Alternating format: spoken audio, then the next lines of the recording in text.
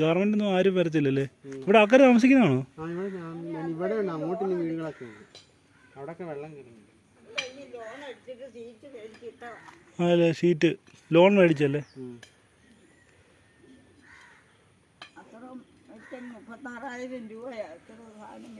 ഇത്ര മണന്നല്ലേ? ഇവിടെ എല്ലാം വെള്ളം കയറുന്ന സ്ഥലം, മൊത്തം ചതുപ്പ് പോലത്തെ സ്ഥലമല്ലേ?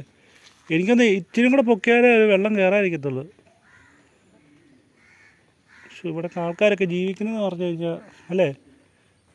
അമ്മച്ചിയുടെ വീടല്ലേ ഇത്? ഇവിടെ നിൽക്കുന്നത് അതല്ലേ? ഏത് അതോ? ഇത് ഇളയ മോൻ്റെ വീട്. അമ്മ ഇവിടെ എത്ര വർഷമായിട്ട് താമസിക്കുന്നത്? എത്ര വർഷമായിട്ട് താമസിക്കുന്നത്? 25 വർഷമായല്ലേ? വരമ്പൂർ റോഡ് എവിടുന്ന്?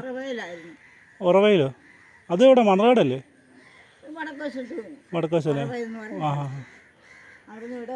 ഇനി ഇത് പണിതപ്പോൾ അവർ പറ്റിച്ചല്ലേ? ഇത്ര കെട്ട് താത്തി കെട്ടിയല്ലേ അവർ?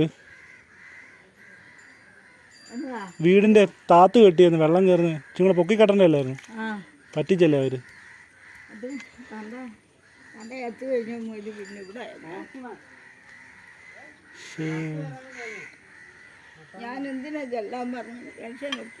അല്ലമ്മ അതെ, നിങ്ങളീ കാണുന്നത് ചെമ്പൻതുരുത്ത് എന്ന് പറഞ്ഞ സ്ഥലമാണ്. ചെമ്പൻതുരുത്ത് പണ്ട് ഇതുവഴി വഴിയൊന്നുമില്ലായിരുന്നു. അവരെ അന്ന് മുതലേ ഈ തുരുത്തിൽ ജീവിക്കുന്ന ആൾക്കാരാണ് ഇവർ. സമൂഹത്തിൽ നിന്ന് വേർപെട്ട് നിൽക്കുന്ന ഒരു സമൂഹം എന്ന് വേണമെങ്കിൽ തന്നെ പറയാം. പണ്ട് കാലഘട്ടത്തിൽ ഭൂ പരിഷ്കരണ സമയത്ത് ഭൂമിയൊന്നും കിട്ടാതെ എങ്ങും താമസിക്കാൻ സ്ഥലമില്ലാത്ത ആൾക്കാരാണ് ഇതുപോലത്തെ തുരുത്തിലൊക്കെ വന്ന് താമസിക്കുന്നത്.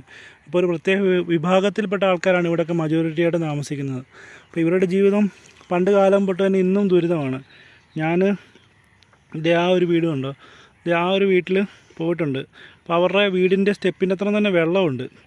ഒരു ചെറിയ മഴ വന്നാൽ പോലും ഇവരുടെ എല്ലാം വീടിൻ്റെ അകത്ത് എത്രയും പെട്ടെന്ന് തന്നെ വെള്ളം കയറി. ഇവരൊക്കെ ജീവിതം വളരെ ദുരിതമാണ് കേട്ടോ. നമ്മൾ ഈ റിയാലിറ്റി എന്ന് പറഞ്ഞാൽ ഭയങ്കര ദുരിതമാണ്. പിന്നെ ഇവരെ ആദ്യത്തെ വീഡിയോയിലകത്തുള്ള അമ്മ, ആ അമ്മയുടെ അവസ്ഥ ഭയങ്കര ശോകമാണ്. കാര്യം ആ അമ്മയുടെ മരുമോളുടെ കാല് രണ്ടും മുറിക്കേണ്ട ഒരു സിറ്റുവേഷൻ വന്നിട്ട് അവർക്ക് യാതൊരുവിധ പൈസയോ മറ്റു വരുമാനങ്ങളോ ഒന്നുമില്ല. അവർക്ക് പെരപണി അവർക്ക് നടന്നുകൊണ്ടിരിക്കുമായിരുന്നു. അപ്പോൾ ആ പെരപണിയുന്ന സമയത്ത് അവിടെ ഉണ്ടായിരുന്ന അതിൻ്റെ ഒരു കോൺട്രാക്ടർ അവരെ പറ്റിച്ചെന്നാണ് അവർ പറയുന്നത്. അപ്പോൾ അതിനകത്ത് ഒത്തിരി നഷ്ടം സംഭവിച്ചു. അപ്പോൾ അവർക്ക് മറ്റൊരു നിവൃത്തിയില്ല. പിന്നെ മറ്റു ചുറ്റുമുള്ള സാമ്പത്തികമായിട്ട് കുറച്ച് സെറ്റപ്പുള്ള ആൾക്കാർ ഇവരെയൊക്കെ സാമ്പത്തികമായിട്ട് സഹായിച്ചിട്ടാണ് ഇവർക്ക് ഇന്നത്തെ കാണുന്നൊരു കാര്യങ്ങളൊക്കെ മുന്നോട്ട് പോകുന്നത് അവർ പറയുന്നത്. വളരെ ശോകമാണ് ഇവിടെയൊക്കെ താമസിക്കുന്ന ആൾക്കാരുടെ ജീവിതം. അപ്പം നമ്മൾ ഈ കാണുന്ന പോലെ കാണുമ്പോൾ ഭയങ്കര മനോഹരമാണെങ്കിൽ പോലും ഇവരൊക്കെ ജീവിതങ്ങൾ പലതും അത്ര നിറമുള്ളതല്ല. ഞാൻ ഒത്തിരി പേരെ മനസ്സിലാക്കി, പല കുട്ടികൾക്കും പലതരം അസുഖങ്ങൾ ഒക്കെ നേരിടുന്നുണ്ട്. ഇവരുടെ ജീവിതമൊക്കെ നമ്മുടെ സമൂഹത്തിൻ്റെ മുന്നിൽ കൊണ്ടുവരേണ്ടതാണ്. ഇത് ആ ഒരു തുരുത്താണ്. ആ തുരുത്തിൽ ഒരു വീടുണ്ട്. ഇത് അവിടെ വള്ളത്തിലാണ് അവർ പോകുന്നത്. പിന്നെ ആ എറമ്പിക്കൂടെ ഒരു വഴിയുണ്ട്. ഇതിലൊരു കണ്ടമാണ് കേട്ടോ. കണ്ടത്തിൽ വെള്ളം കയറി കിടക്കുന്ന സാധനങ്ങൾ കാണുന്നത്. പിന്നെ ഇവർ ഈ വീട്ടിലെ അമ്മയൊക്കെ പറഞ്ഞിട്ടുണ്ട്, പണ്ട് ഇവർ ഇവിടെ വരുന്ന സ്ഥലത്ത് പണ്ട് ഇവരുടെ അപ്പനപ്പന്മാരുടെ സമയത്താണ് ഇവരിവിടെ വരുന്നത്. അപ്പോൾ ആ സമയത്ത് കൃഷിക്കൊക്കെ ഇവരെ വളരെ തുച്ഛമായ വേതനത്തിന് ഇവരെ ഇവിടെ കൊണ്ടിങ്ങനെ പാർപ്പിക്കുന്ന സമയത്ത് വഴിയൊന്നുമില്ല. അപ്പോൾ അവർ വള്ളത്തിലൊക്കെ വന്നാണ് ഇവിടെ താമസിച്ചതെന്ന് പറയുന്നത്. ഇത് ശരിക്കും പറഞ്ഞാൽ ചങ്ങനാശ്ശേരിയിൽ ലായിക്കാടെന്ന് പറഞ്ഞൊരു സ്ഥലമാണ്. ലായിക്കാട് ഭാഗത്തെ ചെമ്പൻതുരുത്താണ് നിങ്ങൾ കാണുന്നത്. എനിക്ക് വളരെ മനസ്സിന് ഭയങ്കര ബുദ്ധിമുട്ടുണ്ടാക്കിയൊരു കാഴ്ചയായിരുന്നു ഇന്ന് ഉണ്ടായ മൊത്തം. അപ്പോൾ എനിക്കത് എൻ്റെ ഡോക്യുമെൻ്ററിക്കകത്ത് ഞാൻ ഉറപ്പായിട്ടും അത് ഇൻക്ലൂഡ് ചെയ്തു. ഇതുപോലത്തെ ആൾക്കാരുടെ ജീവിതം, മറ്റാരും പറയാത്ത ജീവിതങ്ങൾ കുറേ ഉണ്ടല്ലോ. നമ്മുടെ എന്താ പറയുക, പൊതുമാധ്യമങ്ങളുടെ കണ്ണിൽപ്പെടാത്ത ആൾക്കാരുണ്ടല്ലോ. നമ്മൾ പറഞ്ഞതൊക്കെ തന്നെ മാധ്യമങ്ങൾക്കൊക്കെ എപ്പോഴും രണ്ട് വശമുള്ളത്. അവർ കാണുന്ന സങ്കടങ്ങൾ ഒരിക്കലും സാധാരണക്കാരുടെ സങ്കടങ്ങൾ അവർ കാണാറില്ല. സാധാരണക്കാരുടെ വിഷമങ്ങൾ ആരും കേൾക്കാറുമില്ല. അവരുടെ വിഷമങ്ങളൊക്കെ എന്നും അവരുടെ വിഷമങ്ങളായിട്ട് തന്നെ മാറുന്നൊരു കാലമാണ്. ഇപ്പം ഞാൻ പറഞ്ഞല്ലോ, മധുവിൻ്റെയും കെവിൻ്റെയും കാര്യങ്ങളൊന്നും ആരും ചർച്ച ചെയ്തിട്ടില്ല. കാര്യം അതിൻ്റെയൊക്കെ ആ ഒരു സമയത്ത് ഓളം പോയി കഴിഞ്ഞ് പിന്നെ അതിനെക്കുറിച്ച് ആരും ചർച്ച ചെയ്തിട്ടില്ല. അതുപോലെ തന്നെയാണ് ഇവരുടെയൊക്കെ ജീവിതം. ഇതിനകത്ത് ഭൂരിഭാഗം ആൾക്കാരും കൺവേർട്ടഡ് ക്രിസ്ത്യൻസാണ്. അതാണ് ഏറ്റവും വലിയ നമുക്ക് മനസ്സിന് സങ്കടം ഉണ്ടാക്കുന്ന കാര്യം. ഇവരെല്ലാം പരിവർത്തിത ക്രൈസ്തവരാണ്. അപ്പം സമൂഹത്തിൽ തന്നെ ഏറ്റവും പിന്നോക്കം നിൽക്കുന്ന ഒരു വിഭാഗമാണ് പരിവർത്തിത ക്രൈസ്തവർ.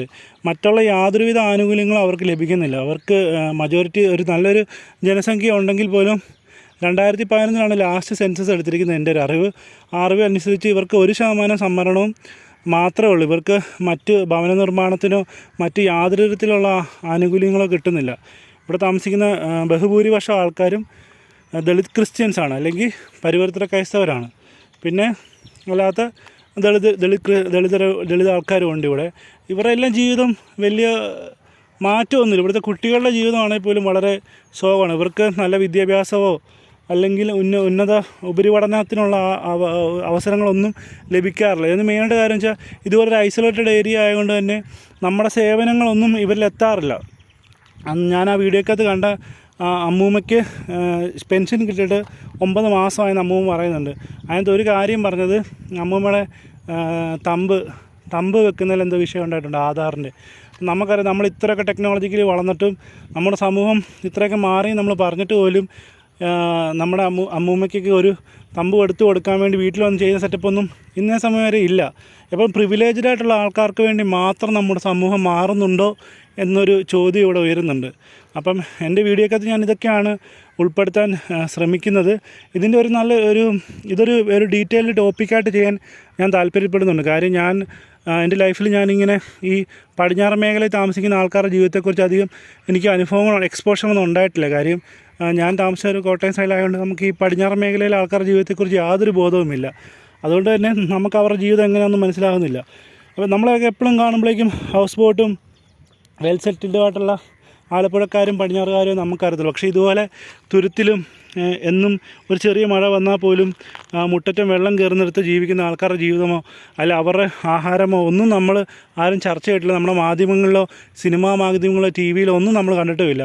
അപ്പം നമ്മുടെ ചാനൽ ഉറപ്പായിട്ട് ഇതിനെക്കുറിച്ചൊരു ഡോക്യുമെൻ്ററി ചെയ്യുന്നതായിരിക്കും. ഇവരുടെ ജീവിതത്തെക്കുറിച്ച്, പ്രത്യേകിച്ച് ഈ ദളിത് വിഭാഗത്തിൽപ്പെട്ട ആൾക്കാരുടെ ജീവിതത്തെക്കുറിച്ച് നമ്മൾ ഉറപ്പായിട്ട് ഡോക്യുമെൻ്ററി ചെയ്യുന്നതായിരിക്കും. അപ്പം എൻ്റെ ചാനലിനകത്ത് ഇതുപോലത്തെ വീഡിയോസ് വരുന്നുണ്ട്. അപ്പോൾ നിങ്ങൾക്ക് ഇഷ്ടപ്പെടുമെങ്കിൽ നിങ്ങൾ ഉറപ്പായിട്ട് എൻ്റെ ചാനൽ സബ്സ്ക്രൈബ് ചെയ്യുക. അതിനുശേഷം നമ്മുടെ ചാനൽ വരുന്ന വീഡിയോസൊക്കെ കണ്ട് നമുക്കൊരു മാക്സിമം നല്ലൊരു ഇതിനൊക്കെ ഒരു വാല്യൂ ഉണ്ടാവുക. കാരണം നമ്മുടെ സമൂഹത്തിൽ കുറച്ച് വലിയ വികസനങ്ങളും കെട്ടിടങ്ങളും എയിംസ് മാത്രമല്ലല്ലോ വരേണ്ടത്. ഇതുപോലത്തെ സാധാരണക്കാരുടെ ജീവിതത്തിൽ ഒരു മാറ്റം ഉണ്ടായില്ല പിന്നെ നമുക്ക് എന്ത് വികസനമാണ് ഉണ്ടാകുന്നത്? അപ്പോൾ അവരെയും കൂടെ നമുക്ക് ഒരുമിച്ച് ഉയർത്തേണ്ട നമ്മുടെ എല്ലാം കൂടെ ഒരു ബാധ്യതയാണ്. കാരണം എന്നാൽ മാത്രമേ നമ്മുടെ സമൂഹം മുന്നേറത്തുള്ളൂ. അല്ല ഒരു വിഭാഗം മാത്രം കഷ്ടപ്പെടുകയും മറ്റു വിഭാഗത്തിന് ഇതിൻ്റെ എല്ലാ ബെനിഫിറ്റും ലഭിക്കുകയും ചെയ്യുമ്പോഴേക്കും ഒരു ഇൻഇക്വാളിറ്റി ഉണ്ടാകും.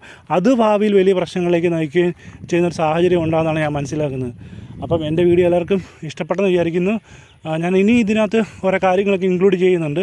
അപ്പം എന്തെങ്കിലും തെറ്റുകുറ്റമാണെങ്കിൽ നിങ്ങൾ ഉറപ്പായിട്ടും ക്ഷമിക്കണം. നിങ്ങൾക്ക് കമൻറ്റ് ചെയ്യാൻ പറ്റും. നിങ്ങൾ കമൻറ്റ് ചെയ്യണം. ഞാൻ എന്തെങ്കിലും എൻ്റെ ചാനലിൽ മാറ്റം വരുന്നത് ഉറപ്പായിട്ട് ഞാൻ മാറ്റം വരുന്നതായിരിക്കും. അപ്പം ഈ വീഡിയോ അവസാനിക്കുകയാണ്. നന്ദി.